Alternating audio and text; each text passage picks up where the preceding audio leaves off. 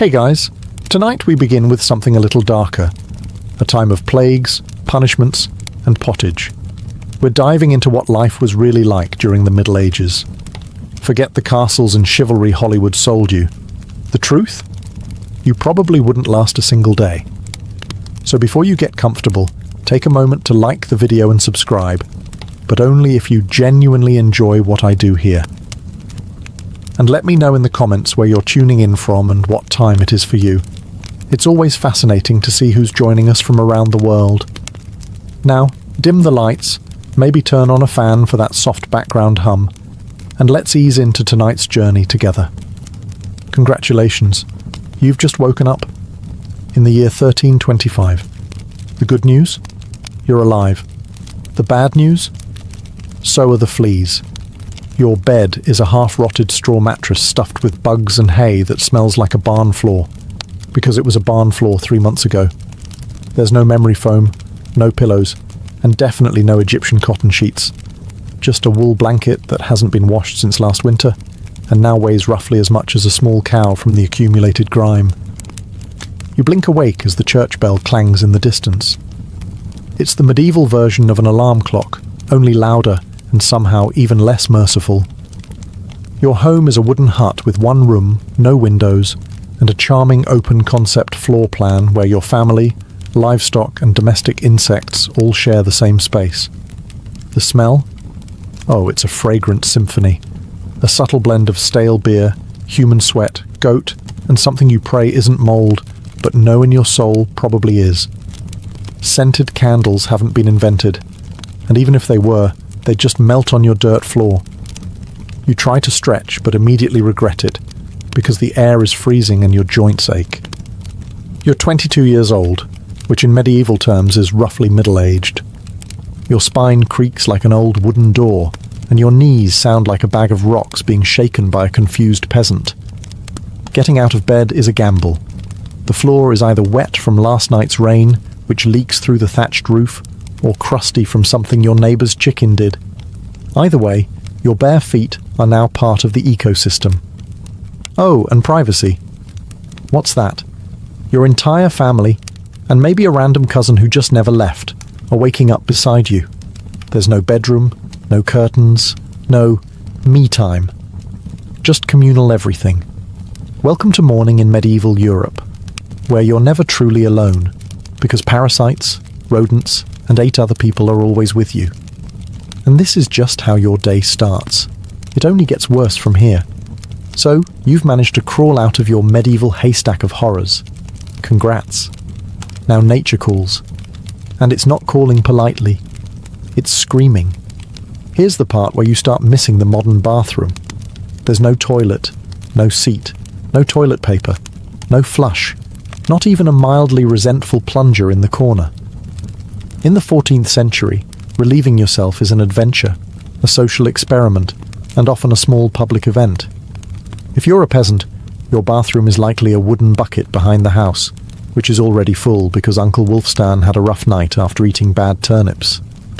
The smell is biblical. You hold your breath, do your business, and then, here's the kicker, toss it into the street. Yes, the street. You're supposed to shout something like "Gardez-lou" before dumping it out the window.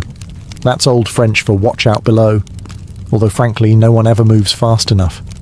Streets in medieval towns are open sewers, a charming river of human waste, animal droppings and mystery liquids you'd rather not examine. If you're lucky enough to live in a town with public latrines, congratulations. You get to sit shoulder to shoulder with strangers in an outhouse where privacy is a myth and ventilation is a cruel joke.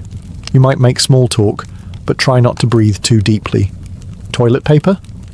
Never heard of it. Most people wipe with straw, leaves, rags, moss, or, if they're feeling especially indulgent, a scrap of wool. Sometimes, nothing at all. Which might explain why handshakes weren't popular yet. And if you're in a castle, surely it's better, right? Well, sort of. You might have a garderobe, a hole in the wall that drops your waist directly into the moat. Great idea. Except that your enemies know this, and yes, attackers sometimes climbed in through the waist chute, Talk about entering through the back door. So whether you're a farmer or a baron, medieval toileting is a humiliation ritual. It's cold, it's public, it's dangerous, and it's never not disgusting. One slip on a wet stone path, and you're face first in humanity's leftovers, and you still haven't brushed your teeth. But we'll get to that next. You survived the toilet. You deserve a reward, right? Maybe a nice breakfast? Something warm, delicious, comforting? Sorry, this is medieval Europe. Nothing is comforting here. Breakfast, if you can call it that, is a grim affair. There are no eggs Benedict, no coffee machines sputtering awake, and certainly no avocado toast. You sit down, or squat near the fire, to a wooden bowl of something that looks like it was scraped off a muddy boot. Welcome to your daily ration of pottage. Pottage is a thick, gloopy stew made of whatever you can find. Grains, root vegetables, maybe a few beans if you're lucky. It's been simmering in the same pot for days, sometimes weeks, and new ingredients are just dumped on top of the old ones. It's less of a recipe and more of an ongoing edible experiment. On the side, a hunk of bread so hard it could deflect arrows. It's made from coarse rye or barley flour, often bulked up with sawdust, ground up acorns or other creative ingredients, because wheat is a rich man's fantasy.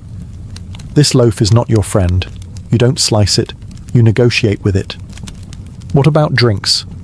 You're not sipping orange juice or an oat milk latte. You're drinking beer. Yes, beer. At 6 a.m. Why? Because the water is teeming with parasites and filth. So you start your day with weak ale, low alcohol, high survivability. Kids drink it too. No one's happy about it, but at least it won't kill you. Immediately. Want some meat or cheese? Dream on. That's for Sundays and saints' feast days, and only if your lord is feeling generous. Most peasants don't eat meat more than a few times a year. As for fresh fruit, only when it's in season, and not already fermented into wine. And don't even think about spices unless you're royalty. A pinch of pepper costs more than your monthly wages. Salt is valuable enough to be locked away. So you chew your gritty bread, gulp your medieval beer, and try not to think about the rat that may have nibbled your porridge in the night. Breakfast doesn't energize you. It just happens to you. And now that you're properly underfed, it's time to work, like your life depends on it. Because it absolutely does. So, you've eaten your sad medieval breakfast, and now it's time to get dressed. Not that it'll help. Your wardrobe consists of exactly one outfit. One. It's a rough wool tunic or linen shift that you've worn every day for months, possibly years. There's no such thing as seasonal fashion. There's just wear this until it disintegrates or gives you a fungal infection. Underwear? Optional. If you're lucky, maybe a linen undertunic. If you're not, well, you're going commando under layers of scratchy, sweaty wool, all lovingly stitched together by someone who probably had no idea what a seam was supposed to look like. There's also no washing machine, no soap, and absolutely no dry cleaner in sight. So your clothes are stained, stiff, and scented, like a compost pile that's been left to marinate in a pigsty. Even if you wanted to wash them, it's not easy. You'd have to haul water from a river or, well, heat it over a fire, scrub your tunic on a board with ashes or lye, and hang it in the sun, which is out approximately 3 days a year. And don't get me started on shoes. If you own any, they're made of untreated leather, barely stitched together, and offer as much arch support as a banana peel. Most peasants just go barefoot, through mud, through dung, through medieval landmines, aka sharp rocks and disease puddles. All this means one thing. Your skin hates you. You itch constantly. Fleas, lice, and bedbugs live rent-free on your body. Everyone has them. Nobles, lousy, monks, itchy, children, walking insect farms. No one escapes. You'll be scratching your armpit with a wooden spoon while chatting with the local priest, and no one will even bat an eye. Your skin is raw from rubbing, your scalp a battlefield of bites, and if you develop a rash, well, too bad. There's no dermatologist, no hydrocortisone, no one to tell you it's probably scabies. You just keep on suffering. And if you're lucky enough to not get an infection, great. That rash will simply accompany you for the next 6 months like an unwanted medieval sidekick. Now that you're dressed in misery and wrapped in discomfort, it's time to head outside and start working yourself to death. Now that you're fully dressed in itches and damp wool, it's time to flash that morning smile. Except, you don't. Because in the Middle Ages, smiling is a dangerous game. Not emotionally, dentally.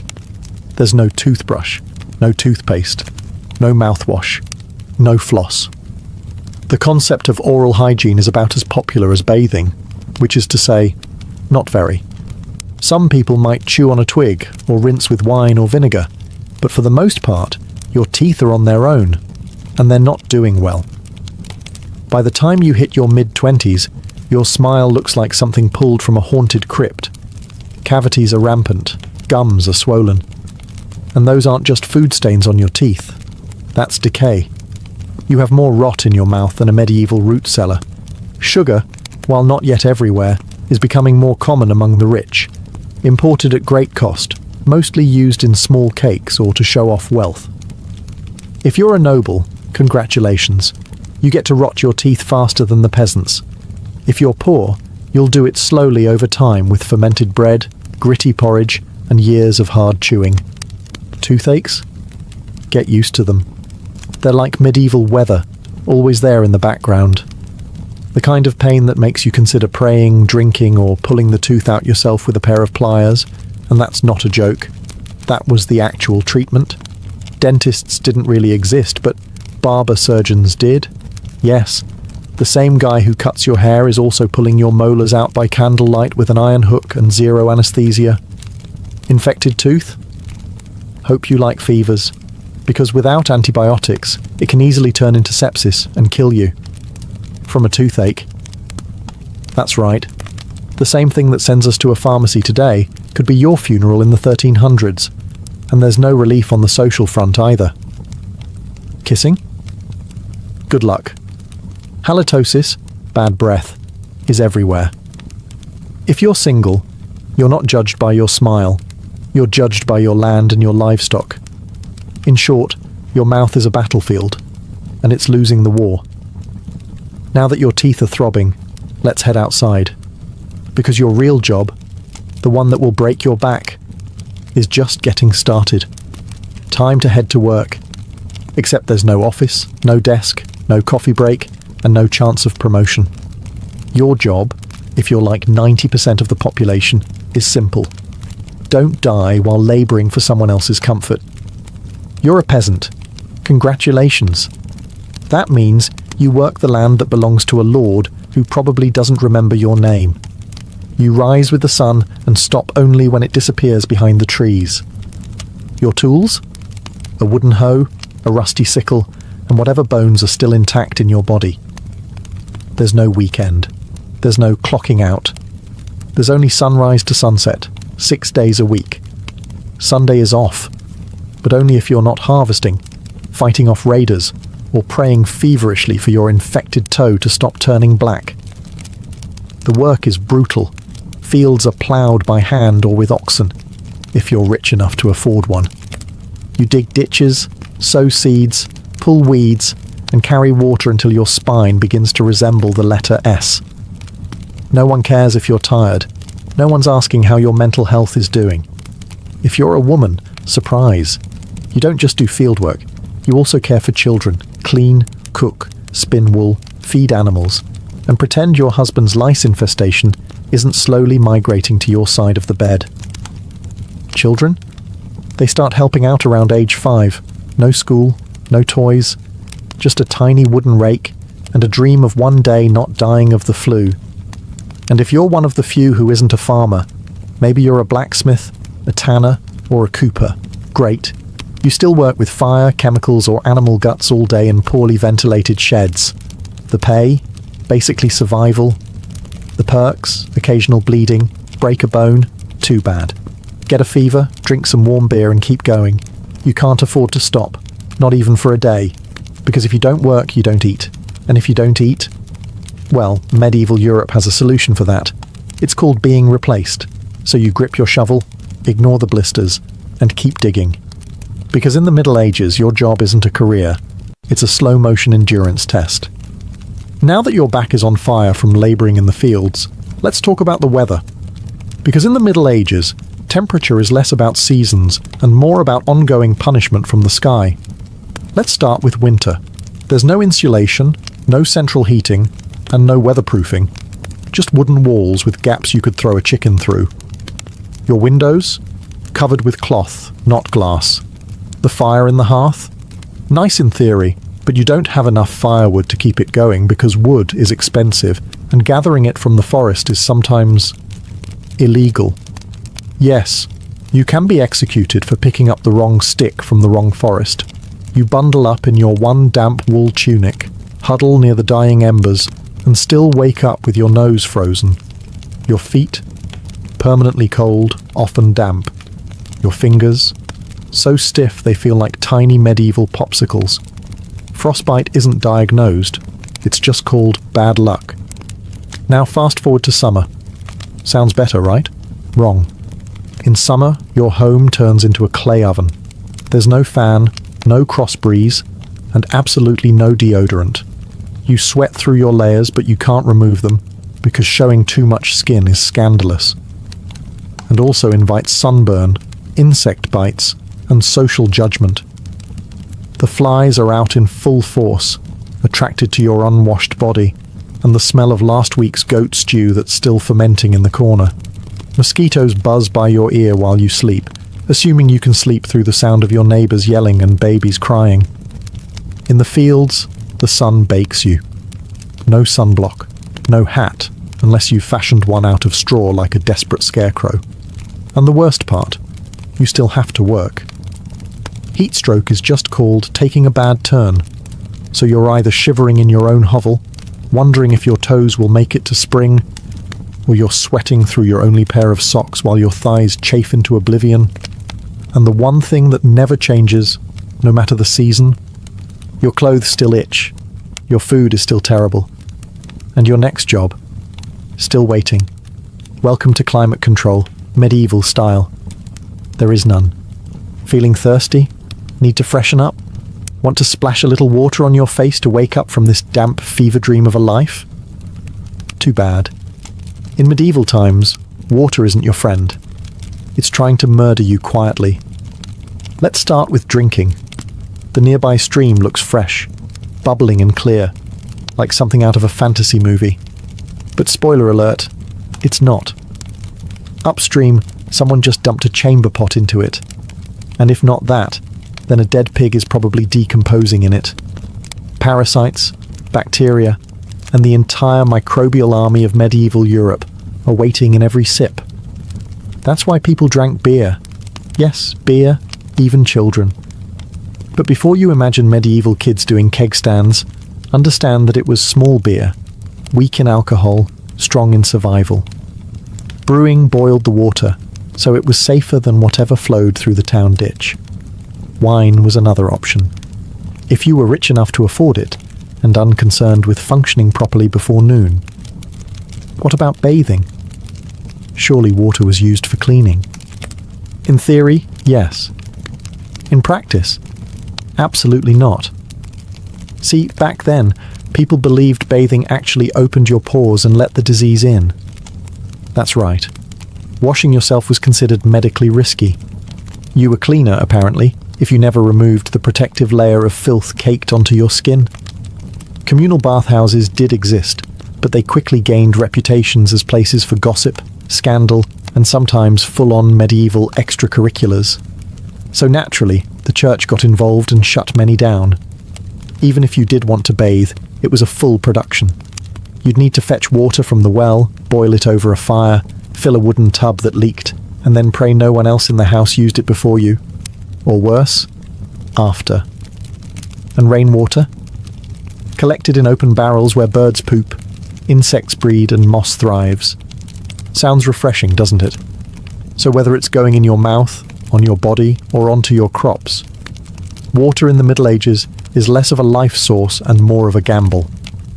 One wrong gulp, and you're spending your final days sweating in a straw bed, clutching your stomach, and contemplating all your life choices. Next time you sip tap water, raise a glass for our ancestors. They didn't have the luxury of hydration without hazard, so you drank the water, or maybe you didn't. Maybe you just stubbed your toe on a rock shaped like disappointment. Either way, you're sick. You need help. You need a doctor. Too bad you live in the Middle Ages where medicine is really just polite torture with a theology degree. Let's start with the diagnosis. Everything wrong with you, whether it's a cough, rash, broken bone, or the creeping plague, is caused by your humours being out of balance. The 4 humours were blood, phlegm, yellow bile, and black bile. According to medieval science, your health depends on keeping them balanced, like some sort of internal soup. Got a fever? Too much blood. The answer? Bloodletting. That's right. Let's drain your life force into a bowl using a dull blade or a hungry leech. And yes, barbers were often the ones doing it. Imagine getting a haircut and a hemoglobin extraction in one sitting. 2 for 1, baby. Feeling sad or anxious? That's clearly an excess of black bile. The cure? Laxatives. Maybe a warm herbal purge. Or just prayers and a cold compress while everyone avoids eye contact with you and starts carving your coffin. Now, if you break a bone or get a nasty wound, you're in real trouble.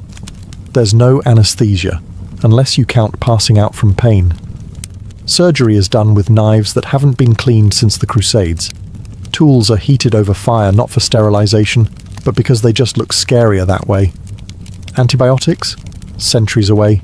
Germ theory? Not invented yet. They think disease comes from bad air or God being annoyed with your moral failings. Got a stomachache? Must have been your sinful thoughts. Hope you like confessing while vomiting. If your condition gets worse, you'll be treated with more leeches, possibly some crushed beetles, and a priest at your bedside giving last rites just in case. At this point, they're preparing for the cure known as death. And if by some miracle you recover, everyone just assumes God took pity on you. The doctor takes full credit and the leech gets promoted. So yes, in the Middle Ages, medicine is less about healing and more about surviving the cure. After a long day of labour, lice, and leeches, it's finally time to eat. You shuffle back to your hovel, stomach growling, ready for the one joy left in life, a warm meal. Bad news. Your meal is probably trying to kill you. Let's begin with the basics. Food preservation doesn't really exist. There's no fridge, no freezer, just salt, smoke, or the hope that winter air keeps things fresh. Your meat, if you're lucky enough to have any, has been hanging for days, covered in flies, marinated in questionable brine, and possibly shared with a rat or 2. Bread is the cornerstone of the medieval diet, but even that isn't safe. In bad harvest years, desperate peasants bulk it up with bark, sawdust, or even clay to make it stretch. And if it's rye season, there's a bonus. Ergot, a fungus that causes convulsions, hallucinations, and sometimes death. It's like eating bread laced with LSD and tetanus. Vegetables? Only if they're in season. And you know what's always in season? Turnips. So, many turnips. Boiled, mashed, or floating in pottage, which, if you remember from chapter 3, is basically a hot swamp of mystery ingredients that's been simmering since your great-grandfather's funeral. Fruit might be available in the fall, but it rots quickly, and sugar is rare, expensive, and hoarded by the rich to show off their blackened teeth. Dairy is another gamble. Fresh milk spoils in hours. Butter and cheese fare better, but they're loaded with bacteria. People eat them anyway because, frankly, it's either that or chew your boot leather. And let's talk about seasoning. Spices like pepper, cinnamon or nutmeg, worth more than gold. For the average peasant, flavour comes from onions, salt, if you're lucky, and pain. Most meals taste like wet burlap sprinkled with sadness. But food isn't just a health hazard. It's a political one. Game animals belong to the Lord, not you. Caught poaching a rabbit, you could be fined, imprisoned, or even executed. That's right, your dinner could get you hanged. So as you sit down to eat your grey stew by flickering firelight, remember, every bite is a risk. But you eat anyway, because in the Middle Ages, food doesn't nourish, it tests you. It's evening now. You've worked, suffered, and barely digested your suspicious stew. You might think the day is winding down, but don't get too relaxed, because God is watching. So is the priest. And so is your neighbour Agnes, who will absolutely rat you out if you miss Mass. In medieval Europe, religion isn't just part of life, it is life. The church controls your calendar, your laws, your education, if you can read, your birth, marriage, death, and everything in between. Think of it as your spiritual landlord. And you're always behind on rent. Every day is structured around prayer bells. The town church bell rings in the morning, noon, and night. Not because people need reminders, but because missing prayer is a sin. Forget to bow? Sin. Eat meat on a Friday? Sin. Think about your neighbour's wife in that one dream? Double sin. And yes, hell is very real. Vividly real. Priests describe it in glorious detail. Rivers of fire, lakes of boiling blood, demons with pitchforks and eternal wailing. If the plague doesn't scare you, eternal damnation definitely will. You can't read the Bible yourself because it's written in Latin, a language reserved for monks, clergy, and that one noble kid who's too good for dirt. You rely on the church to interpret everything for you. That means if the priest says your crop failure is because you didn't pray hard enough, well, time to kneel harder. Tithes, 1/10 of everything you own, are mandatory. If you grow wheat, you give wheat. If you raise chickens, you give eggs. If you have nothing, congratulations.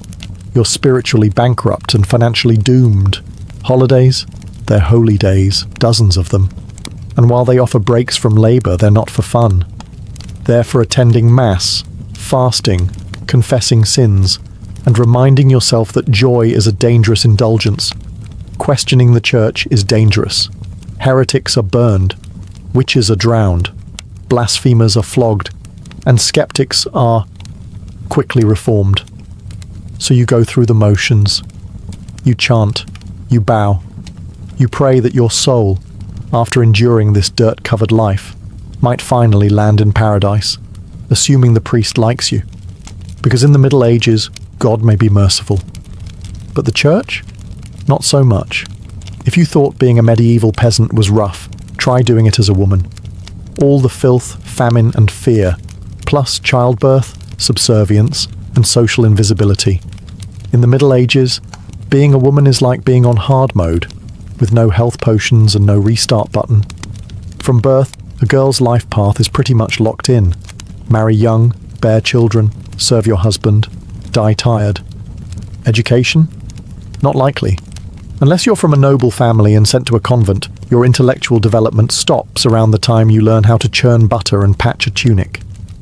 Marriage happens early. Really early. It's not weird to be betrothed at 12 and pregnant by 14. It's not about love.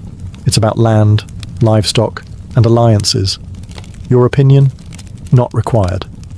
Once married, you're basically your husband's property. Your job is to produce heirs, feed everyone, keep the house running, and not complain. Because complaining might get you branded a nag, or worse, a witch. That label comes with a complimentary drowning or burning, depending on local fashion. Childbirth is a death lottery. There's no prenatal care, no sterile tools, no anesthesia. Midwives do their best, but even minor complications can mean death for the mother, the child, or both. Some women survive 10 pregnancies. Many don't survive 2, but don't worry. Once the baby is out, your work increases. Now you have a screaming infant in a lice-ridden hut, and you're expected to nurse, cook, clean, and still help in the fields. You don't get a break. You are the break. For everyone else. If you're unmarried, you're suspicious. If you're widowed, vulnerable. If you're outspoken, dangerous.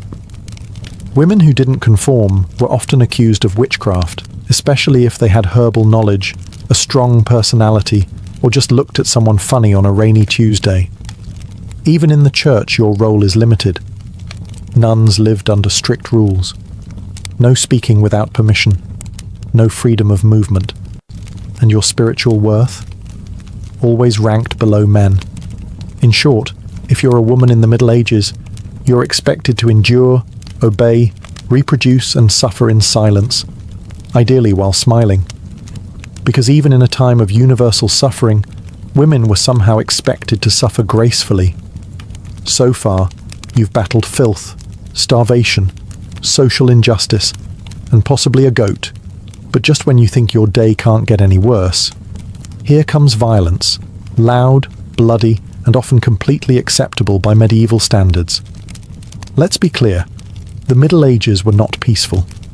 The idea of law and order mostly meant, hope the local lord isn't in a bad mood. Violence is everywhere. In the home, in the streets, on the battlefield, in church disputes, and sometimes in line at the communal bread oven. Crime is common, punishment is brutal, and justice is more performance art than protection. Steal a loaf of bread, you could lose a hand. Accused of lying, your tongue might get pierced. Gossip too much? Meet the scold's bridle, a metal mask strapped to your head with a bar in your mouth. For correction, of course, let's say you're accused of something serious. Heresy, theft, witchcraft. How do you prove your innocence? By being tortured, obviously. Welcome to trial by ordeal. One version, you stick your hand in boiling water to retrieve a stone. If it heals without infection in 3 days, you're innocent. If not, you're guilty. Another option, you're tossed into a river. If you sink, you're innocent, and probably dead. If you float, you're guilty, and will be punished anyway. It's like a medieval game show where the prize is survival and the host is actively rooting against you. And if you're sentenced to death, that's a public event. Executions are performed in front of cheering crowds. Hangings, beheadings, burnings. Sometimes people bring snacks. It's the medieval equivalent of cable TV. Domestic violence, completely normal. Husbands were allowed, even expected, to discipline their wives and children. Street fights, commonplace. You could be beaten just for looking the wrong way at a noble's horse. And war, always simmering. Local feuds, territorial disputes, religious crusades. Someone's always marching off to stab someone else in the name of honor, God, or boredom. Violence isn't a breakdown of society in the Middle Ages. It is society. Everyone lives with the constant knowledge that life is fragile, justice is arbitrary, and your neighbor might bash your head in over a pig. So, walk carefully, keep your eyes down, and never trust anyone with a club. At this point, you've made it through the lice, the leeches, the laundryless misery, and the looming threat of public disembowelment. But now comes the final chapter of most medieval lives, an early and unglamorous death. If you're alive and still breathing past the age of 40, you're practically a celebrity.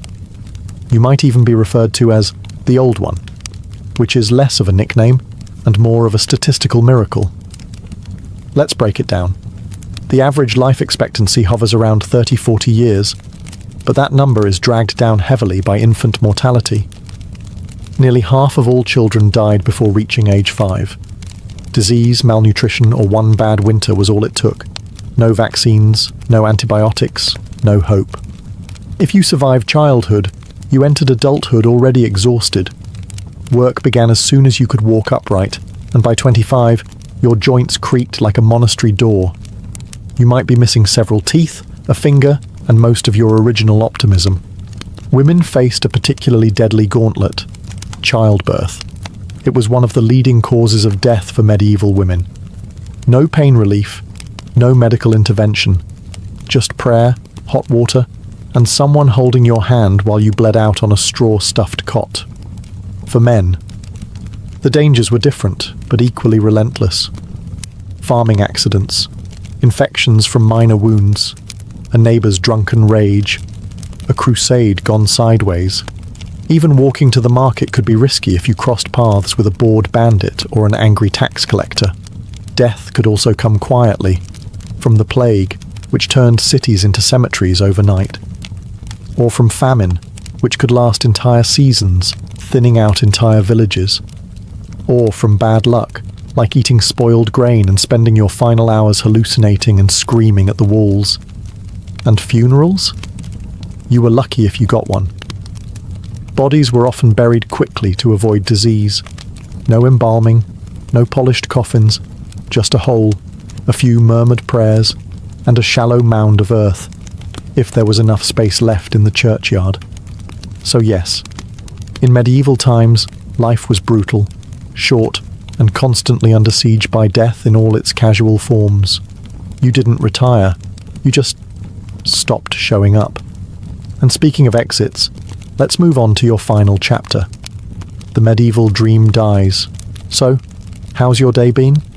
You've woken up in filth, relieved yourself into a bucket, brushed your teeth with wishful thinking, nearly passed out from hunger, worked until your spine cried for mercy, scratched your way through itchy wool, prayed to not get plague, and barely dodged a public execution for owning a squirrel. Welcome to a single day in medieval Europe. Still dreaming of becoming a knight?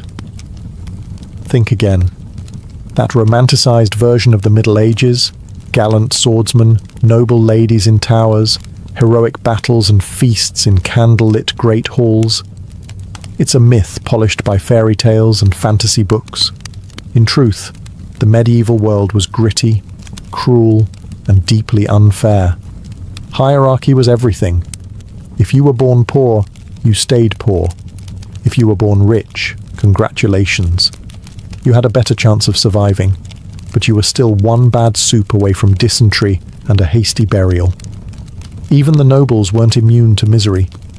Castles were drafty stone refrigerators filled with fleas, smoke, and politically motivated marriages. Sure, you had a fur cloak and a goblet of wine, but also a 50% chance of dying in a skirmish or from an infected splinter. Not exactly luxury. The simpler times weren't simple. They were relentless. Everything took longer. Everything hurt more. Everything, from childbirth to chewing, came with consequences. Life was survival, not leisure. And if you did find a quiet moment to think, to dream, to imagine something better, there wasn't much you could do with it. No upward mobility, no modern medicine, no internet to Google, what's this weird rash? You lived, suffered, worked, and died within a 10-mile radius of where you were born. But here's the wildest part. Through all of this, people still laughed, sang songs, told stories, fell in love, and found meaning. Not because life was easy, but because humans are stubborn like that. Even in the darkest chapters, they made space for light. So tonight, when you slip into your clean bed with indoor plumbing, antibiotics, and central heating, maybe say a quiet thank you to the modern world, and to your ancestors who fought rats, famine, and feudalism, so you wouldn't have to.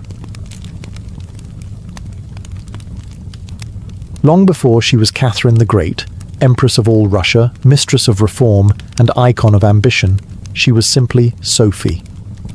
Born Sophie Friederike Augusta von Anhalt-Zerbst in 1729, she was the daughter of a relatively obscure German princely family. Her tiny duchy in Pomerania offered little in terms of power, but Sophie herself. She had something no title could provide: razor-sharp intelligence, relentless charm, and a quiet, burning hunger for greatness. Her upbringing was strict. Her mother, Johanna, was cold and calculating, not a warm, nurturing figure, but a social climber obsessed with status. Sophie's father, a Prussian officer, was more distant than disciplinary. From a young age, Sophie learned to walk the fine line between obedience and cunning. She read voraciously, spoke multiple languages, and learned how to observe a room before speaking in it, skills that would soon become survival tools in one of Europe's most brutal courts. When the Russian Empress Elizabeth Petrovna began searching for a wife for her heir, Grand Duke Peter, she looked beyond Russia's borders. Peter himself was of German descent, and Empress Elizabeth believed a foreign bride, pliable and grateful, would be easier to control. Sophie fit the bill perfectly. Noble blood, Lutheran faith, which she'd be forced to abandon, and a reputation for both grace and humility. At just 14 years old, Sophie was summoned to Russia. She arrived in the freezing capital of St. Petersburg in 1744, wearing thin German fabrics and a diplomatic smile. Her mother pushed her forward like a chess piece. Sophie, however, had her own game in mind. To become acceptable in Russian society, she converted to Orthodoxy, taking the name Ekaterina Alexeyevna, Catherine. The ceremony was public, symbolic, and life-altering. She wasn't just changing religions, she was burning the bridge behind her, stepping into a foreign empire with no way back. No one watching that quiet teenage girl in a fur-trimmed coat could have predicted what would come next. Betrayal, revolution, enlightenment, and empire.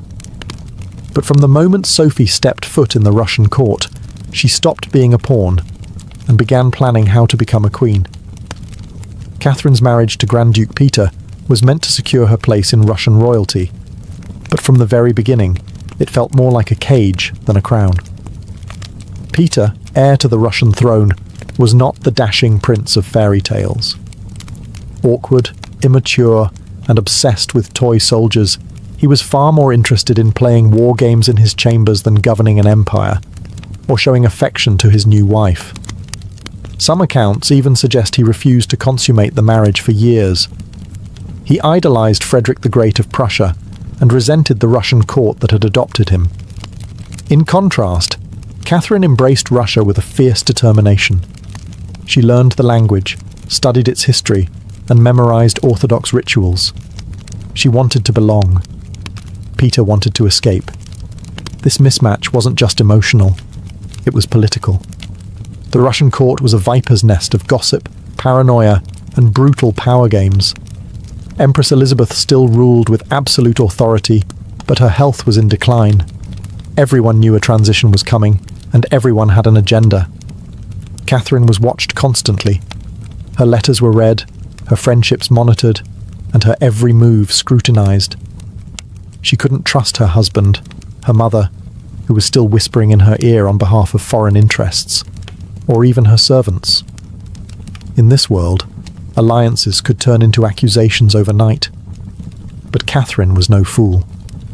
She learned to play the court's games quietly, cultivating allies in the shadows. She charmed military officers, made friends with scholars, and developed a reputation for dignity and restraint, a stark contrast to her husband's childish tantrums and open contempt for Russian traditions. Behind closed doors, Catherine began reading Enlightenment thinkers like Voltaire and Montesquieu.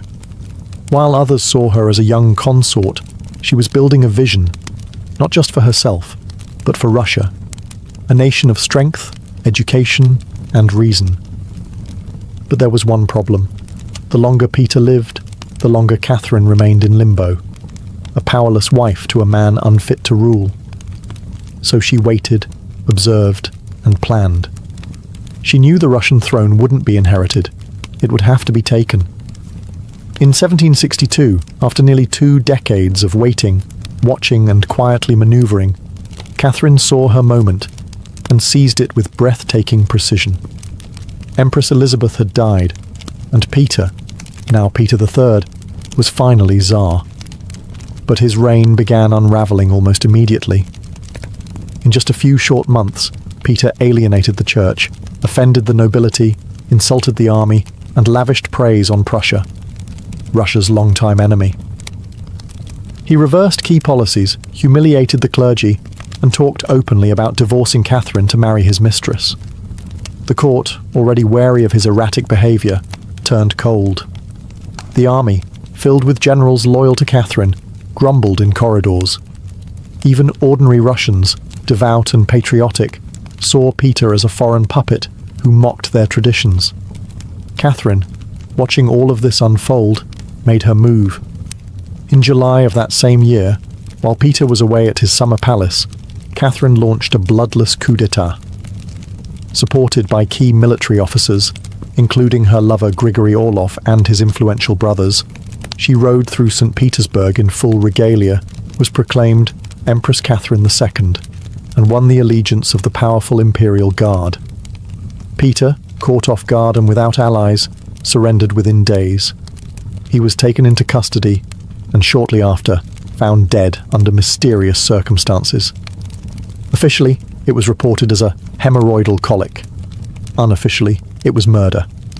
Catherine was now empress, not by birth, not by marriage, but by will, wit, and audacity. It was unprecedented. A foreign-born woman with no legitimate claim had taken the Russian throne without a single battle. But her real challenge was just beginning. She had to transform that bold grab for power into a lasting legacy. Would Russia accept her? Would the nobility respect her? Could she hold the empire together without falling victim to the same fate as her husband? Catherine understood that power gained through intrigue could be lost just as easily. She needed to rule not as a schemer, but as a visionary. And so began her transformation, from a careful conspirator to a reforming empress, one who would redraw borders, embrace the Enlightenment, and redefine what it meant to be a woman in power. Once Catherine had the crown, she could have rested on her power, but she didn't. She had something bigger in mind than simply sitting on a throne. She wanted to transform Russia, and not just militarily or politically, but intellectually. While Peter had worshipped Frederick the Great and toy soldiers, Catherine idolized Voltaire, Diderot, and the bold thinkers of the Enlightenment. She believed in reason, progress, education, and the role of a monarch as a servant of the people, even if she herself ruled with absolute authority. Catherine didn't just read Enlightenment philosophy, she lived it. She corresponded directly with Voltaire for over 15 years, flattering him while defending her autocracy. She invited Diderot to her court and even purchased his entire library to support him financially. Behind closed doors, she pored over legal texts, debated reforms, and crafted policies to modernize the empire. Her early reign was filled with efforts to codify Russian law. She formed the Legislative Commission in 1767, an ambitious project intended to rewrite the entire legal code of Russia. Catherine's own nakaz, or instruction, was a political manifesto in disguise, one that spoke of equality before the law, the dangers of torture, and the responsibility of rulers to serve the common good. For an empress in 18th century Russia, it was radical. But Enlightenment ideals had to survive the realities of Russia, a vast, feudal, deeply conservative land, ruled by nobles who liked their serfs exactly where they were, beneath them. Catherine knew this. While she advocated reform, she moved carefully. She abolished some forms of torture, expanded access to secular education, and built schools and libraries. But she also reaffirmed the nobility's control over their serfs to keep them loyal. This was Catherine's balancing act, a philosopher queen in public, a practical empress in private. She walked a tightrope between ideology and survival, between the shining salons of Paris and the gritty politics of Moscow. Her vision for Russia was bold, but always calculated. In many ways, Catherine wasn't trying to make Russia European. She was trying to make Russia modern, on her terms. And that meant reform, yes, but with an iron hand in a velvet glove. Catherine wasn't content with reforming Russia from within. She wanted to expand it outward, to make it an empire worthy of fear, admiration, and envy. Where Peter the Great had opened a window to the west, Catherine aimed to knock down the walls. Under her leadership, Russia's borders stretched wider than ever before. She waged wars not just to defend her crown, but to reshape the map of Europe. One of her most significant campaigns was against the Ottoman Empire. These wars, fought in waves throughout the 1760s and 1770s, weren't just about territory. They were about influence. Catherine saw herself as the liberator of Orthodox Christians living under Muslim rule and as the rightful protector of Eastern Europe.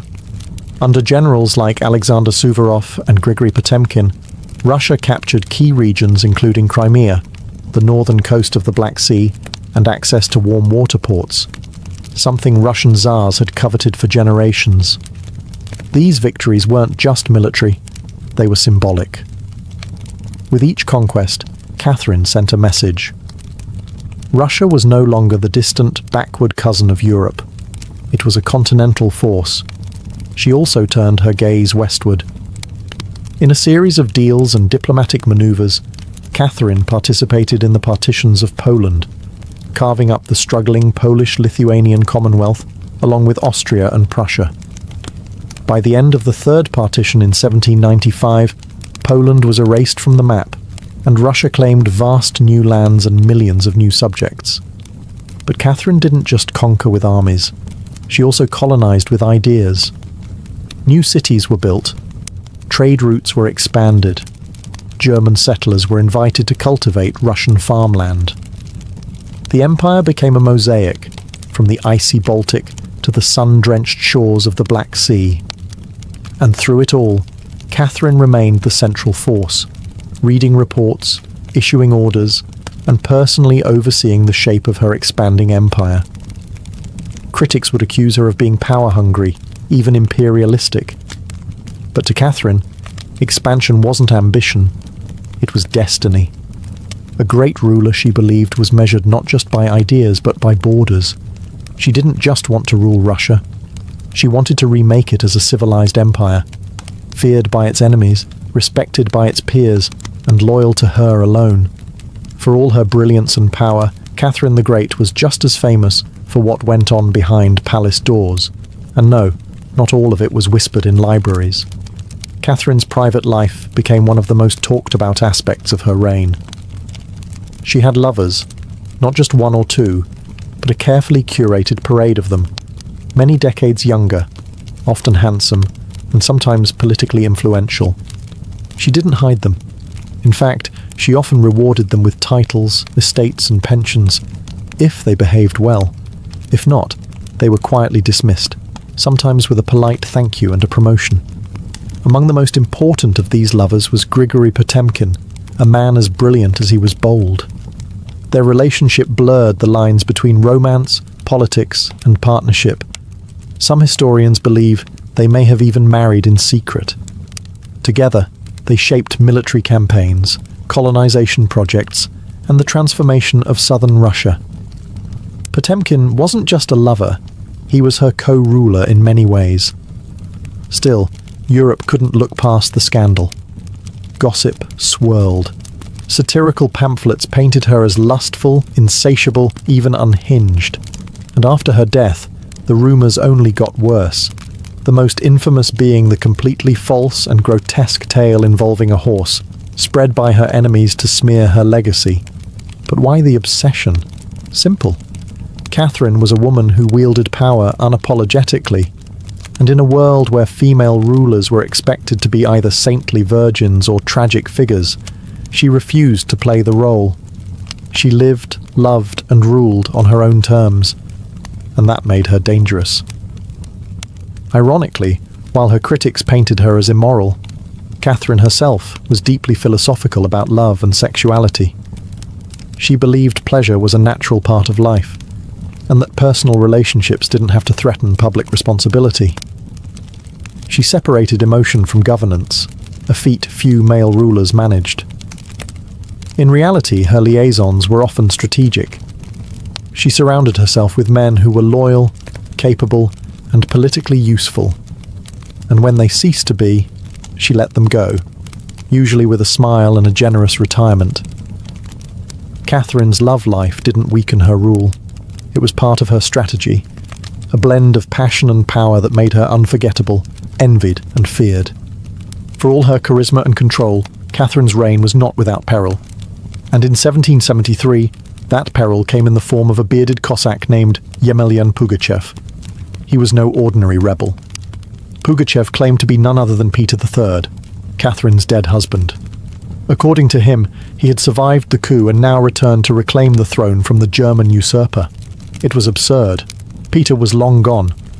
But to Russia's oppressed and exhausted lower classes, the claim didn't need to be true. It just needed to offer hope. Pugachev promised liberation, an end to serfdom, lower taxes, and land for the common people. His words lit a fire across the Volga River region, especially among Cossacks, peasants, and old believers. In a time when the gap between nobles and serfs had widened brutally, his promises sounded like salvation. The Pugachev rebellion became the largest peasant uprising in Russian history. Towns were taken, fortresses fell, Nobles were slaughtered. For a terrifying moment, it seemed as if the empire itself might fracture. Catherine was shaken. This wasn't a foreign war she could win with cavalry and treaties. This was a revolt from within. Her own people, rising against the system she ruled. But Catherine didn't panic. She acted. She dispatched professional military forces to crush the rebellion, ruthlessly. Pugachev's forces were defeated in 1774. He was captured, displayed in an iron cage, and eventually beheaded in Moscow, a public warning to all who dared follow. Afterward, Catherine doubled down on order and control. Her dreams of liberating the serfs quietly faded into silence. The rebellion had shown her the limits of enlightenment in a country still shackled by feudalism. She now leaned harder on the nobility, who offered loyalty in exchange for absolute control over their serfs. This was a turning point. The empress who once quoted Voltaire now prioritized stability over philosophy. Reform became cautious, surveillance increased. Rebellion, even whispered, was to be stomped out before it had breath. Pugachev may have lost his head, but he left behind a warning that haunted Catherine, that power built on inequality could only hold so long before the storm came crashing through. By the time Catherine the Great approached the final years of her life, she had ruled Russia for over 3 decades, longer than any female ruler in Russian history. From the moment she seized power, she had defied expectations, reshaped her empire, and redefined what a woman and a monarch could be. Under Catherine's reign, Russia became a true European powerhouse.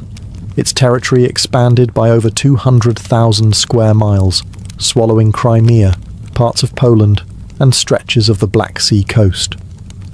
These weren't just military wins, they were strategic pivots, securing warm water ports and reshaping trade. But her legacy wasn't only drawn on maps.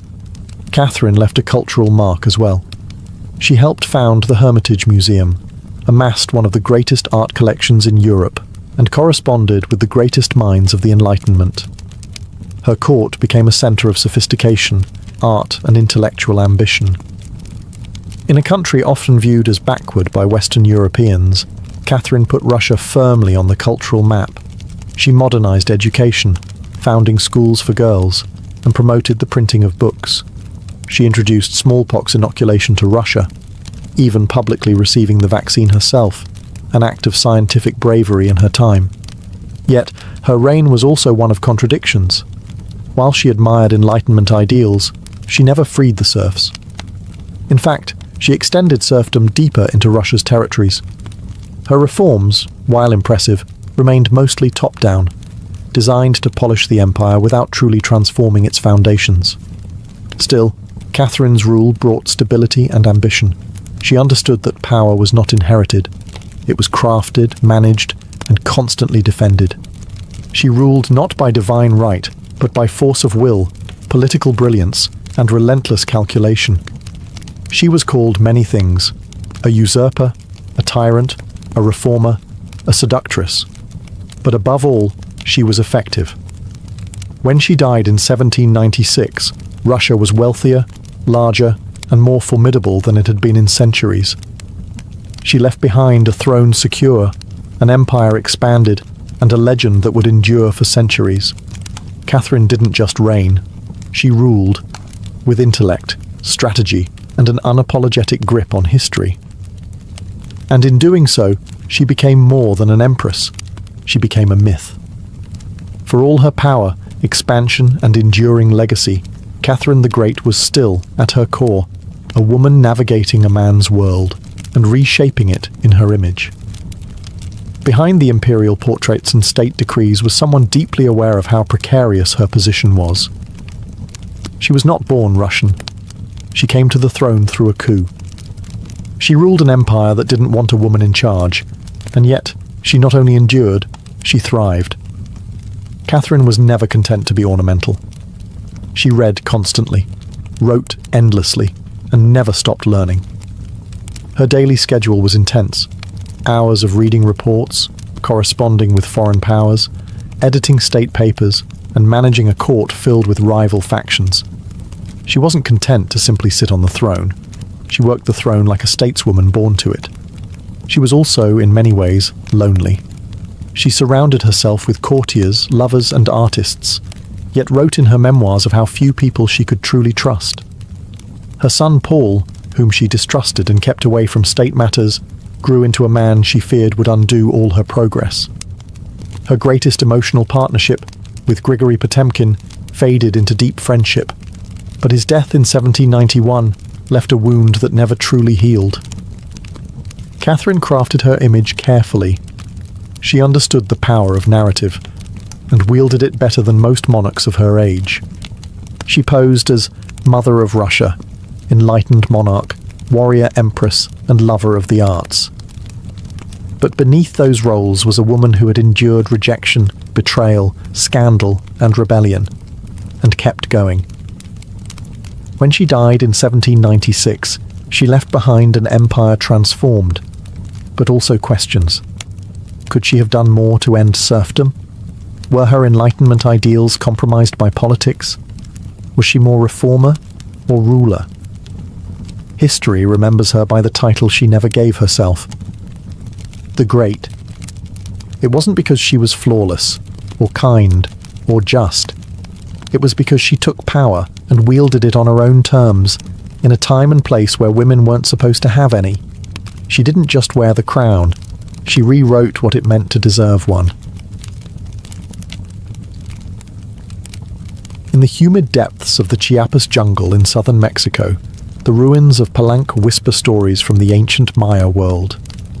Towering temples rise above the canopy, their limestone faces eroded by time, but still brimming with secrets.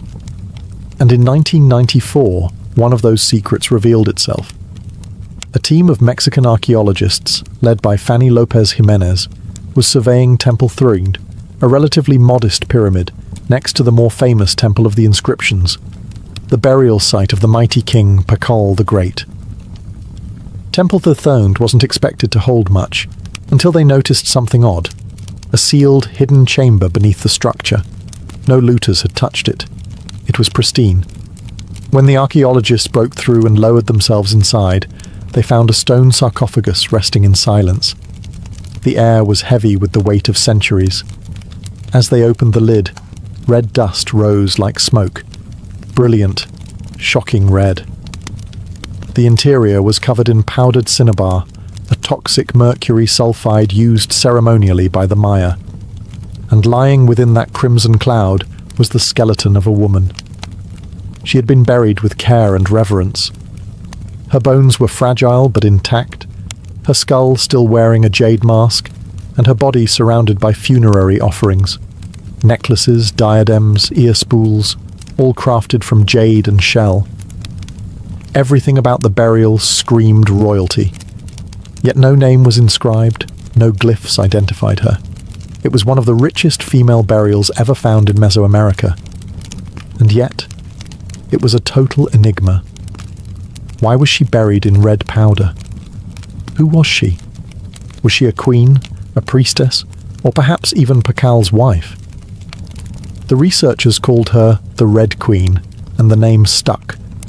But even with modern forensics, they couldn't say for sure who she was, only that she had lived around the 7th century, during the golden age of Palenque. Unlike most Maya tombs, hers had been hidden, untouched, and purposefully isolated. Her burial wasn't just ceremonial, it was spiritual. This woman wasn't meant to be remembered with words. She was meant to be remembered through ritual, through colour, and through the mystery she left behind. The most haunting feature of the Red Queen's tomb wasn't her jade jewellery, or the silence of the sealed chamber. It was the red dust. A thick layer of powdered cinnabar covered everything. The sarcophagus, the walls, her bones, even the offerings around her. It clung like blood to stone. To the Maya, this was no accident. Cinnabar, made from crushed mercury sulfide, was one of the most sacred and dangerous substances in the ancient world.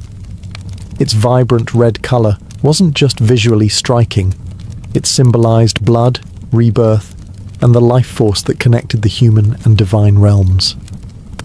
Red was sacred. It was the color of sunrise, of sacrifice, of life emerging from death. And it wasn't just symbolic, it was spiritual. Covering the dead in cinnabar was a ritual meant to transform the body, preserving it not for eternity, but for transition. In Maya belief, death wasn't the end. It was a passage, a crossing into another cosmic layer. And so the Red Queen, whoever she was being prepared not just for burial, but for deification. But there's another layer to this. Cinnabar is toxic. Repeated exposure can lead to mercury poisoning, tremors, hallucinations, even death. The Maya likely didn't understand the chemistry, but they felt its potency. It was volatile, powerful, dangerous. To bathe a corpse in it was to declare this person was no ordinary mortal. In Palenque, very few were buried with cinnabar. Pakal the Great, the mighty king whose pyramid dominates the site, was one. His body, like hers, was also saturated in the red powder. That detail alone drew speculation. Was the Red Queen his wife? His mother? Or someone of equal divine status? Her skull had been placed on a layer of jaguar skin, another sacred symbol. Around her, bone needles, obsidian blades, and miniature jade figurines hinted at rituals performed either during her life or in her honor at death. Every part of her burial told a story without words, a story of power cloaked in secrecy, a woman prepared to cross into the underworld, not in silence, but in ceremony, drenched in the color of sacrifice. Surrounding the Red Queen's crimson-drenched remains was a world of silence, broken only by the gleam of jade, shell, and obsidian. These were not mere ornaments. They were offerings, each one carefully chosen to accompany her on the journey to the Maya afterlife, the Xibalba. At her sides were jade necklaces, heavy and cold, their polished surfaces still radiant after 300 years underground. Jade was not just beautiful, it was sacred. The Maya considered it a symbol of eternal life. It represented the green of maize, the vitality of the jungle, and the breath of the gods. Only the elite were buried with jade. For the Red Queen, it covered her chest, wrists, and ears, a clear sign that in life she wielded influence, perhaps even divine favor. One of the most haunting objects was the jade funerary mask, placed delicately over her face. Unlike the golden death masks of Egypt, this one was subtle, constructed from dozens of tiny mosaic tiles, arranged to mimic the contours of her skull. The mask served a ritual function, to protect the soul, to preserve identity, and to present her as divine in the eyes of the gods. Scattered near her bones were bone needles, obsidian blades, and shell artifacts. These could have been tools of ritual or symbols of her status, as priestess, healer, or royal matriarch. One bone pin was engraved, faint but purposeful, a small echo of her voice lost to time. At her feet and along the edges of the tomb were ceramic vessels, still sealed, likely once filled with offerings, food, drink, or incense to sustain her spirit beyond death. The Maya believed the afterlife was a journey, dangerous, layered, filled with challenges. These items weren't luxuries, they were necessities. To modernize, the tomb feels intimate, not overloaded, but intentional. There was no gold, no chariots, no pomp, just items chosen with spiritual weight. It was a map for the soul. Through these treasures, we glimpse how the Maya understood death, not as finality, but as a transition of power. The Red Queen wasn't buried to be forgotten. She was being prepared to ascend. For all the grandeur of her tomb, the Red Queen left behind one haunting void. No name. No inscriptions adorned her sarcophagus. No glyphs on the walls identified her. She was clearly someone powerful. But who? From the moment her tomb was opened, scholars began trying to connect the dots. The most compelling theory? That the Red Queen was Tsakbu Ajau, the wife of Kinich Janab Pakal, known today as Pakal the Great, the most famous ruler of Palenque. Tsakbu Ajau was more than just Pakal's consort. She was born into nobility and married into Palank's royal dynasty at a young age. She bore at least 3 sons, all of whom held high status, and she played a key ceremonial role during her husband's reign. If anyone could be buried with such honor, it was her. Supporting this theory was the tomb's location, just a few feet away from Pakal's own grand burial in Temple of the Inscriptions. The proximity suggests a deliberate pairing, husband and wife, rulers even in death. And then there's the cinnabar. Only 2 burials in Palank were found with such intense cinnabar coverage, Pakal and the Red Queen. It's unlikely this was coincidence. But here's where the mystery deepens. DNA tests were conducted on both sets of remains in hopes of confirming the connection. But the results? Inconclusive. The woman's bones showed no direct maternal link to Pakal, but that didn't rule out a spousal relationship. After all, marriage does not require shared blood. Some have argued she could have been Sakkuk, Pakal's powerful mother, who ruled Palank before he came of age. Others suggest she may have been a high priestess, or a sister, or a royal ancestor whose name has simply been lost to history's erosion. Still, the evidence points most strongly to Tsakbu Ajau, a queen by title, a mother of kings, and a spiritual counterpart to Pakal. The lack of a name may not be an oversight. It may have been intentional. In Maya cosmology, the soul lived on not through monuments, but through ritual, symbol, and the whispers of the earth. And so the Red Queen remains suspended between legend and truth. A woman who ruled, remembered not in stone, but in scarlet and silence. To understand the Red Queen, we must understand the world she came from, a world where Maya women, especially royal ones, held more influence than many realize. In Maya civilization, politics was often a family affair. Royal women weren't merely passive consorts. They were diplomats, priestesses, and power brokers. They conducted rituals, sponsored temples, and played crucial roles in maintaining dynastic legitimacy. Their bloodlines were political capital, used to forge alliances and secure claims to the throne. Take Sakkuk, for example, the mother of Pakal the Great. When the throne of Palank was left vacant, she took power herself and ruled as queen regent until her son came of age. She wasn't a placeholder.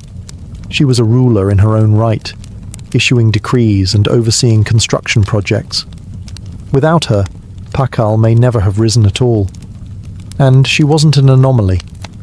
Across the Maya world, in places like Yaxchilan, Naranjo, and Calakmul, inscriptions show women performing major ceremonies, engaging in warfare diplomacy, and sometimes ruling outright. They were often portrayed in stelae and murals, dressed in elaborate headdresses and regalia, standing beside kings as equals, or sometimes above them. Their words were carved in glyphs. Their names were remembered, until they weren't.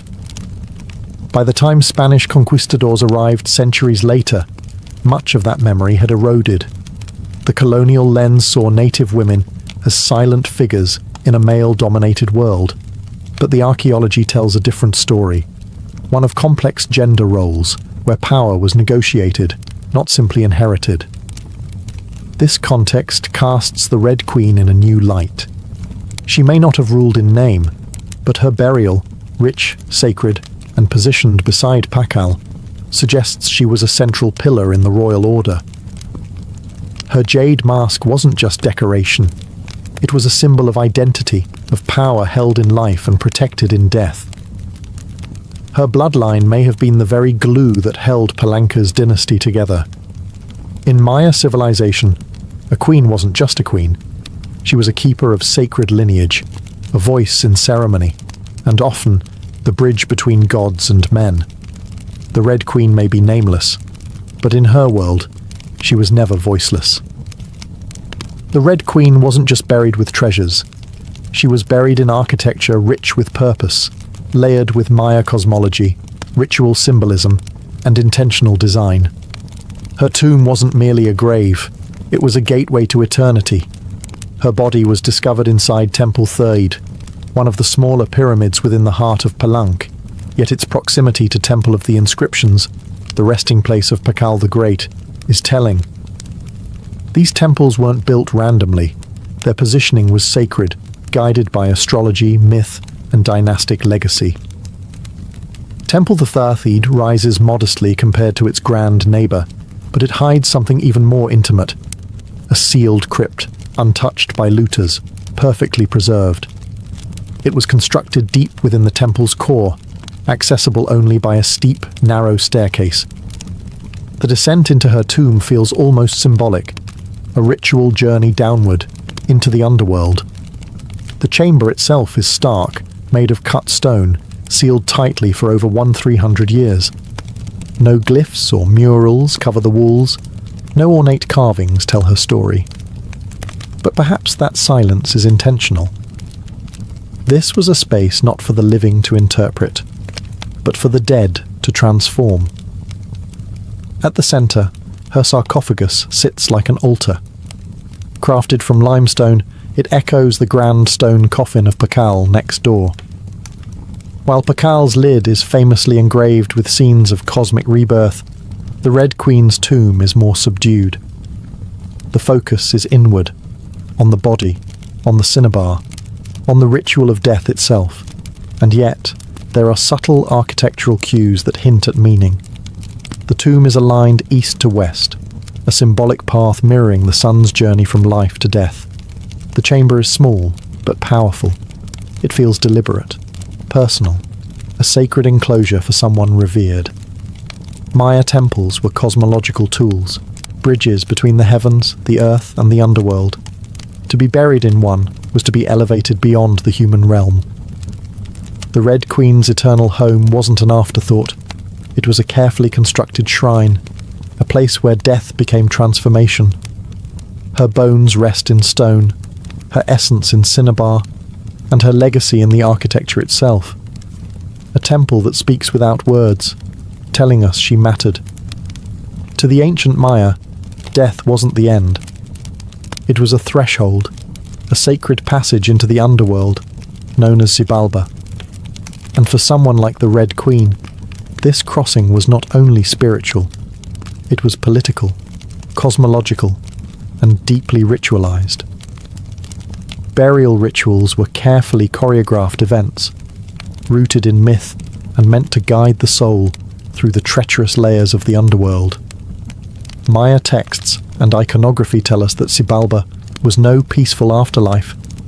It was a maze of darkness, rivers of blood, trials, and gods of death. Only those properly buried, ritually prepared, and spiritually equipped could make the journey successfully. The Red Queen was buried wrapped in cinnabar, encased in stone, and surrounded by offerings, all signs of an elite burial. But there's more. The presence of bone needles and obsidian blades in her tomb hint at auto-sacrifice rituals, possibly symbolic tools representing rites she had performed in life, or that were reenacted at her burial to empower her spirit. Her funerary mask, carefully assembled from jade tiles, was not simply decorative. It may have served as a spiritual vessel, preserving her face and identity as she journeyed into the afterlife. In Maya belief, the face was a mirror of the soul, and the soul needed to be recognized by the gods. The ceramic vessels surrounding her may have once held chocolate, maize, water, or even pulque, to nourish her in the next world. Other items, like stingray spines or shell trumpets, could have represented spiritual tools, calls to the gods, or tokens of ritual communication. Burial wasn't just a goodbye. It was a transformation. The Maya believed in cycles, death as seed, burial as planting, and the afterlife as rebirth. Kings and queens were often seen as earthly incarnations of gods, and in death they returned to those divine origins. The Red Queen, covered in the colour of blood, entombed in a pyramid and honoured with offerings, was being prepared for rebirth, not as a mortal, but as a being tied to the sacred order of the cosmos. Her burial wasn't the end of her story, it was the beginning of her legend. Just a few steps away from the Red Queen's final resting place lies one of the most iconic tombs in Mesoamerica, that of Kinich Janab Pakal, known simply as Pakal the Great. His burial inside the Grand Temple of the Inscriptions is celebrated for its artistry, scale, and deeply spiritual symbolism. But what makes the Red Queen's tomb so extraordinary is not only what was inside, it's where it was found. Her sarcophagus was hidden within Temple 3, directly adjacent to Pakal's monument. In a city like Palenque, where every temple was carefully positioned to reflect cosmic principles, this closeness was no coincidence. It was intentional, a statement etched in stone. Many scholars believe the Red Queen was Tzakbu Ajao, Pakal's queen and trusted consort. While her tomb lacks inscriptions, the similarities between their burials are striking. Both wrapped in cinnabar, both entombed in pyramids, both buried with jade, and both treated with extreme reverence. These rituals mirror each other, as if two halves of a sacred narrative. Pakal's lid famously depicts him falling into the underworld tree, a cosmic scene of death and rebirth. The Red Queen's simpler tomb contains no such iconography, but the symbolism lies in the pairing itself.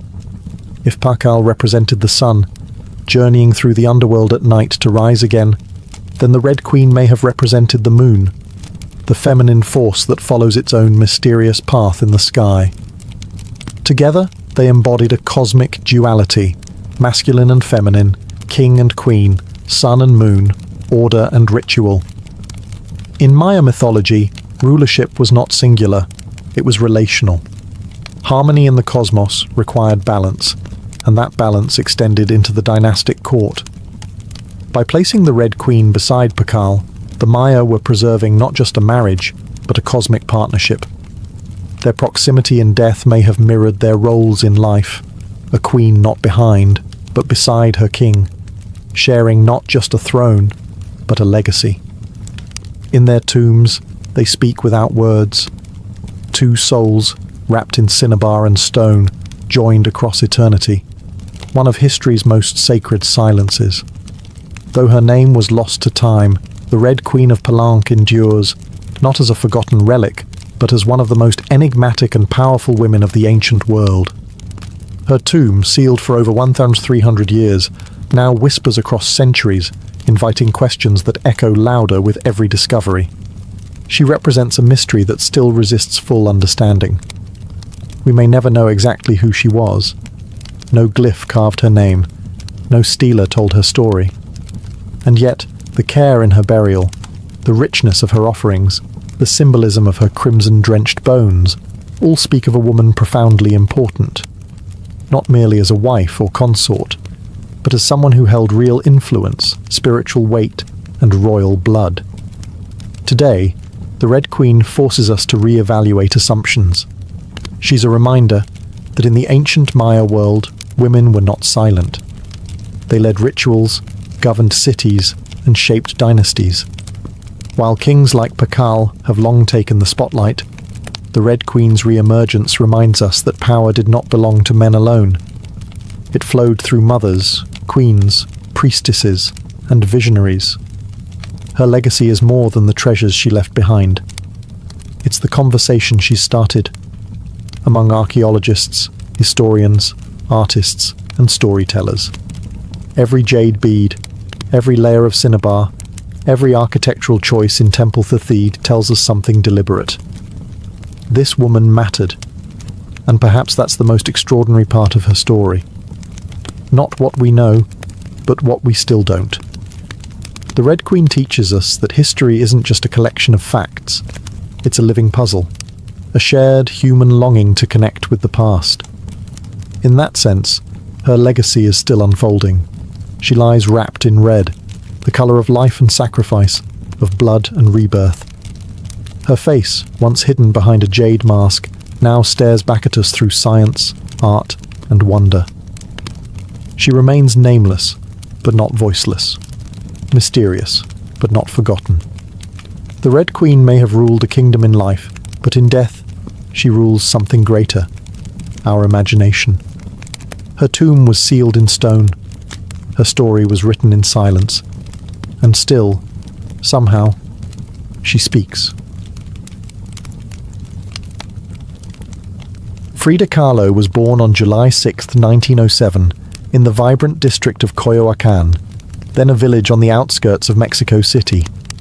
Her childhood home, the Casa Azul, the Blue House, was filled with color, contradiction, and quiet strength. It would later become a sanctuary, a battleground, and a museum to one of the most iconic artists of the 20th century. Frida was the third of 4 daughters born to Guillermo Kahlo, a German-Hungarian photographer, and Matilde Calderón, a devout Catholic of indigenous and Spanish descent. Her parents were opposites: Guillermo, reserved and intellectual; Matilde, religious and emotionally distant. Frida would inherit her father's introspection and artistic eye, but also her mother's fierce resilience. As a child, Frida was imaginative, outspoken, and bold. She read voraciously and asked questions most adults didn't want to answer. But at the age of 6, she contracted polio, which left her right leg thinner and weaker than the other. A physical difference she tried to mask with long skirts, but never allowed to limit her spirit. The illness left her bedridden for months and isolated from other children.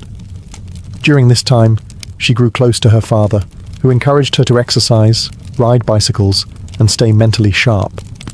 Unlike most girls of her time, Frida didn't aspire to become a wife or a homemaker. Her goal? To become a doctor.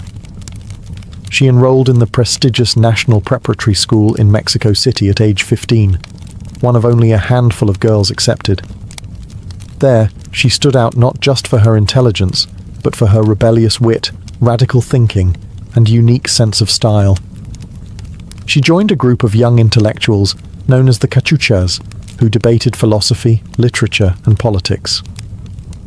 Frida was drawn to revolution, to ideas that challenged tradition. But even in those early years, before the bus crash that would define her body, and before the fame that would define her legacy, Frida Kahlo was already painting herself into the world, with sharp edges, unapologetic ideas, and an identity too big to fit inside anyone else's expectations. She wasn't just growing up in Coyoacán, she was preparing to remake herself entirely. On September 17, 1925, Frida Kahlo's life was split in two: the girl she had been and the woman she was forced to become. That afternoon, she boarded a wooden bus with her boyfriend, Alejandro Gomez Arias, after school. They were laughing, teasing each other, and probably arguing. Frida never did anything halfway. But moments later, the bus collided with a streetcar, and in an instant, her future unraveled into pain, metal, and silence. The crash was horrific. The streetcar crushed the bus against a wall, splintering wood and flinging passengers. Frida was impaled by an iron handrail. It entered her left hip and exited through her pelvis. Her spinal column fractured in 3 places. Her right leg shattered. Her foot dislocated. Her collarbone and ribs broke. Her shoulder was dislocated. Her abdomen was pierced. She was just 18 years old. A man covered her with a borrowed overcoat. Someone else noticed her body was sparkling, not from blood, but from the gold powder she had been carrying in a pouch. It had exploded on impact, dusting her broken form in what looked like glittering ash. Frida was taken to the Red Cross hospital and underwent numerous surgeries over the following months. She spent weeks in a body cast, flat on her back, immobile, writhing with infection and uncertainty. The future she'd imagined, of becoming a doctor, slipped further away with every passing day. But in that stillness, something began to stir. Her father gave her brushes. Her mother rigged a special easel to hang above her bed. A mirror was placed on the canopy so she could see herself. And there, lying in plaster and agony, Frida began to paint, first out of boredom, then out of obsession. Her first subjects were her own reflection, because she was all she had. But what emerged wasn't vanity. It was survival. The crash had broken her physically, but it had also opened a door into her own mind, her own body, and eventually into the surreal language of pain and identity that would define her art. The girl who wanted to heal others now began healing herself, one brushstroke at a time. As Frida Kahlo lay encased in plaster and steel, a body fighting itself with every breath, she began to paint. What started as a form of therapy soon became a language, and that language was deeply personal, brutally honest, and often hard to look at. Which was precisely the point. Frida didn't paint pretty flowers or polite landscapes. She painted pain. Her pain. Physical, emotional, and existential. Her first subjects were self-portraits. Not because she was vain, but because, as she famously said, "I paint myself because I am so often alone, and because I am the subject I know best." Her early works were small in scale, painted on tin or wood panels, inspired by Mexican retablos. Devotional paintings meant to tell stories of suffering and miracles. Frida turned this tradition inward. Her body became the canvas. Her emotions became the altar.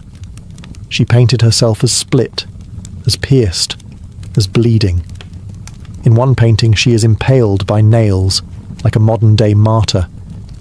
In another, she floats in a barren landscape, tethered to a broken column, a metaphor for her shattered spine. She painted herself weeping, fractured, decapitated, and bare, but never passive, always watching.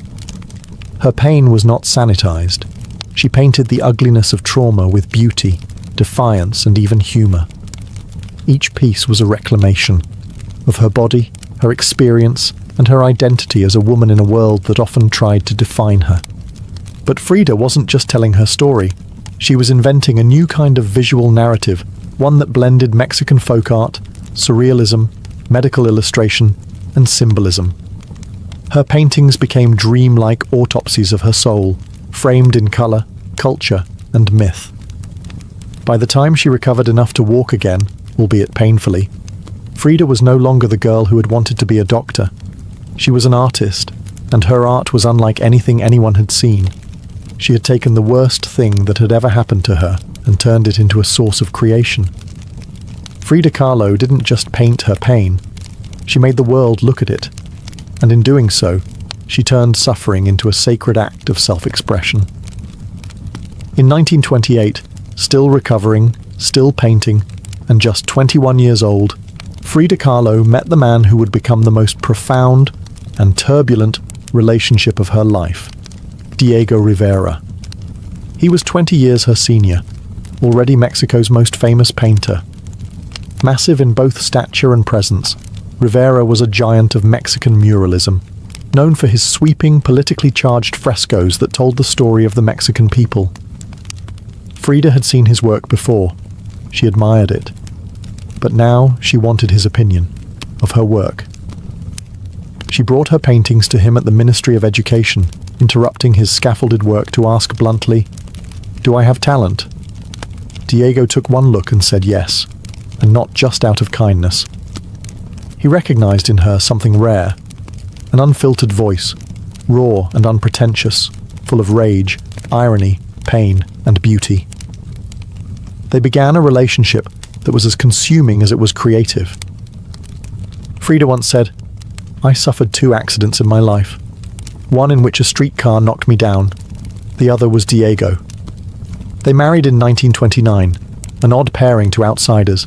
Diego, massive, unfaithful, politically famous. Frida, sharp-tongued, fiercely independent, already walking with a cane. Her parents called it a marriage between an elephant and a dove. Their bond was passionate, but chaotic. Diego supported her art and encouraged her growth as a painter, but he was also endlessly unfaithful, even with Frida's own sister, Cristina.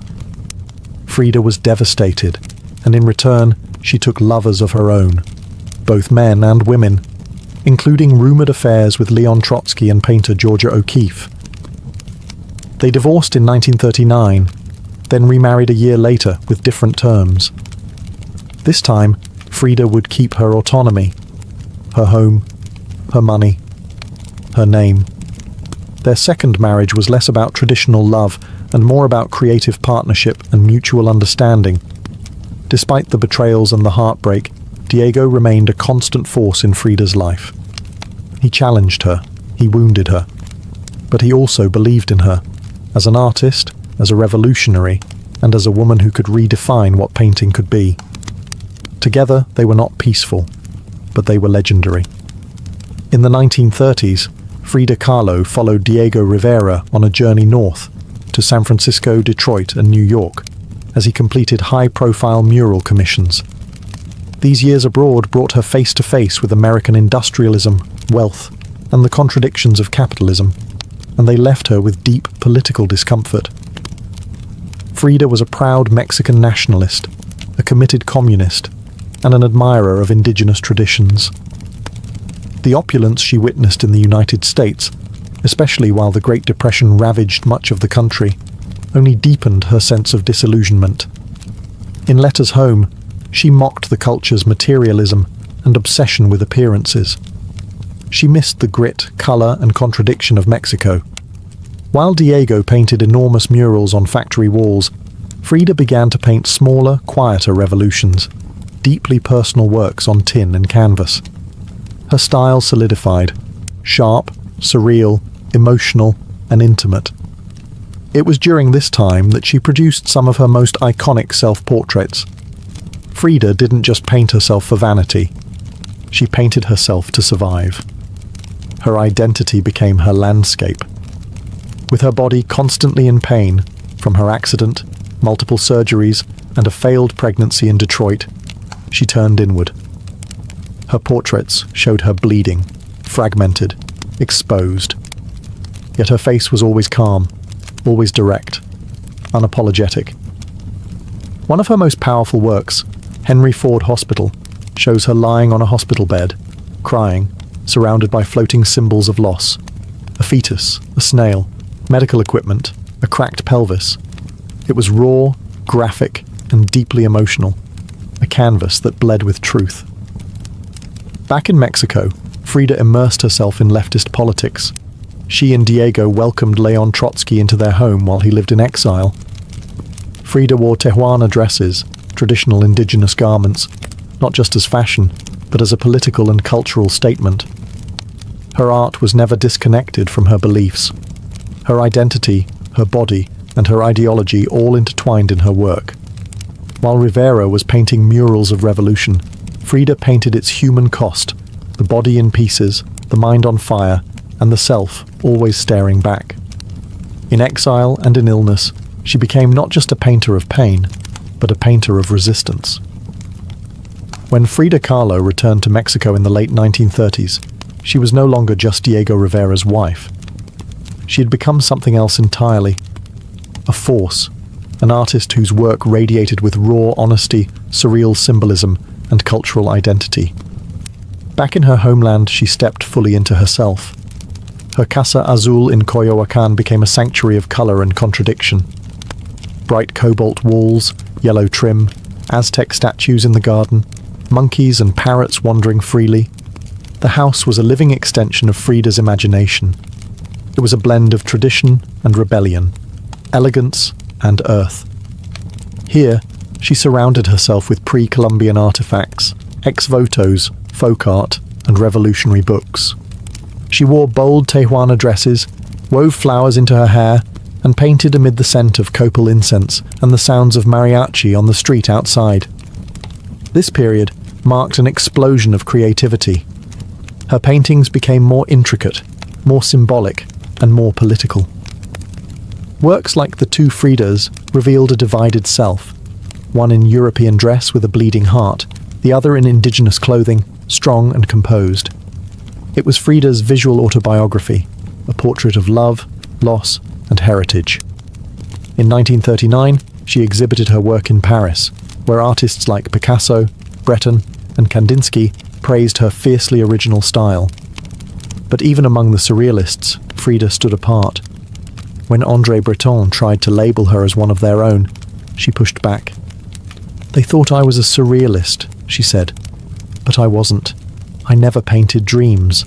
I painted my own reality." She painted Mexico, not the romantic postcard version, but the living, breathing country she adored. Her work pulsed with symbolism, skeletons, hummingbirds, hearts, thorns, corn, and blood. She honoured the indigenous roots of her homeland while unmasking the violence of its past and present. But even as her artistic voice grew stronger, her health continued to decline. Multiple surgeries, infections, and chronic pain became daily realities. Still, she painted through it, propped up in bed, torso bound in corsets, fingers clenched around the brush. Frida had returned to Mexico not to rest, but to reclaim her power, through paint, through politics, and through her fearless embrace of the self. As the 1940s wore on, Frida Kahlo's body continued to betray her. Her spine was deteriorating. Her right leg was constantly infected. She underwent more than 30 surgeries in her lifetime, often in grueling succession. At times, she was bedridden for months, encased in body casts or immobilized by traction devices that stretched her bones apart. But still, she painted. Each canvas during these years became both a release and an act of resistance. Her works grew darker, more defiant. She painted with a clarity sharpened by pain, refusing to hide behind metaphor. In The Broken Column, she presents herself split down the middle, her body pierced with nails, a cracked ionic column replacing her spine. Yet her face is stoic, her gaze unflinching. Pain for Frida was no longer just a subject. It was her companion, her antagonist, her muse. Her political voice also grew louder. She joined the Mexican Communist Party, marched in demonstrations, wrote fiery letters, and called out imperialism and injustice.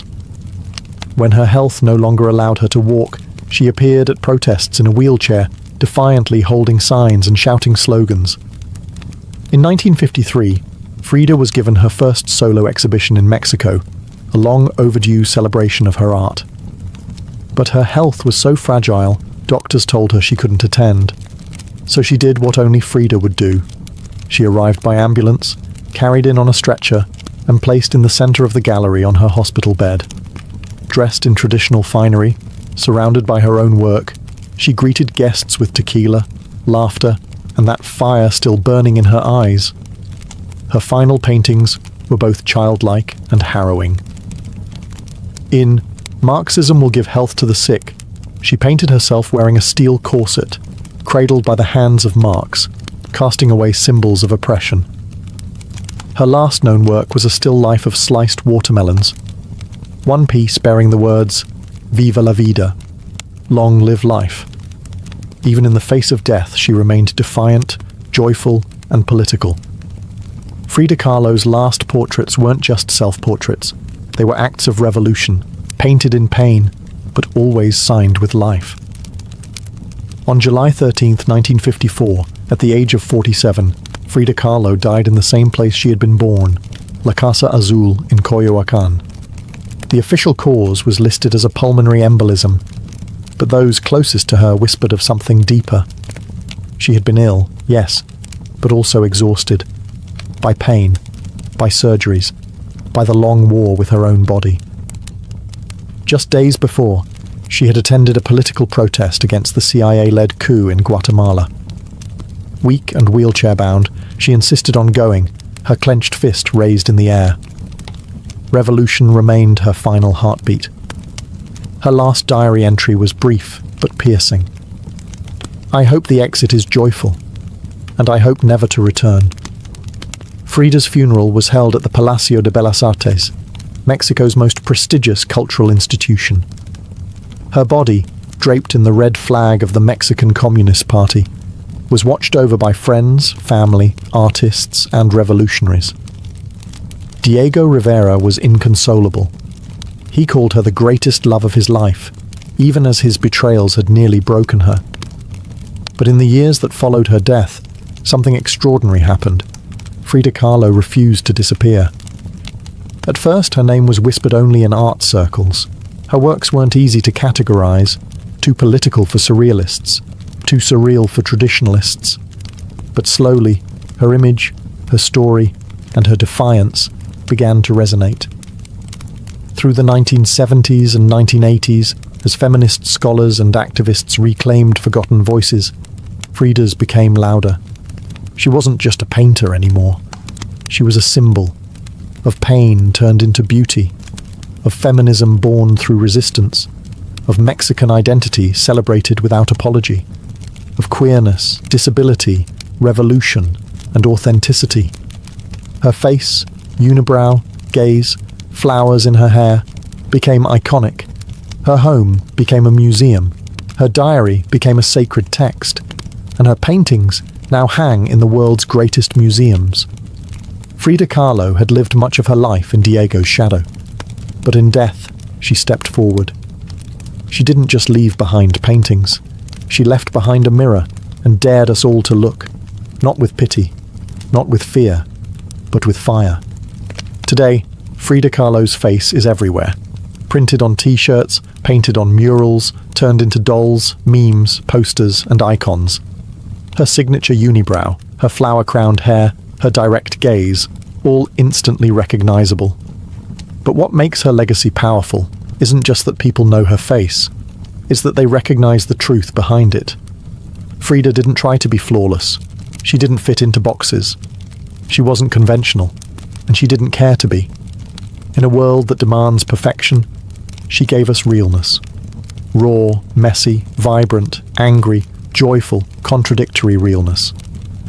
She celebrated what made her different: her disability, her queerness, her politics, her culture, and turned it into art that transcended borders and decades. She's become more than an artist. She's a global symbol of defiance, feminism, cultural pride, and creative resistance. For queer communities, she's a fearless bisexual icon who lived openly and unapologetically in a time that demanded silence. For women, she's a reminder that power doesn't require permission. For disabled artists, she's proof that pain can fuel the brush, not stop it. And for Mexico, she's a daughter reclaimed, fierce, folkloric, and forever part of the national soul. Her paintings, once dismissed as too strange or too personal, are now among the most revered in the world. Works like The Two Fridas, Self-Portrait with Thorn Necklace and Hummingbird, and The Broken Column aren't just seen, they're felt deeply by anyone who has ever suffered and needed to turn that suffering into something sacred. She lived in the margins and turned them into center stage. She embraced contradiction. A communist who wore gold, a woman betrayed who loved again, a body in pieces with a soul unbreakable. And through it all, she painted, not just with color, but with conviction. Frida Kahlo never asked to be a symbol. She simply told the truth about herself, and in doing so, told the truth for millions of others who had never seen themselves reflected in art before. Now, when we see her face, we see courage, we see color, we see resistance, we see Frida, not gone, but immortal.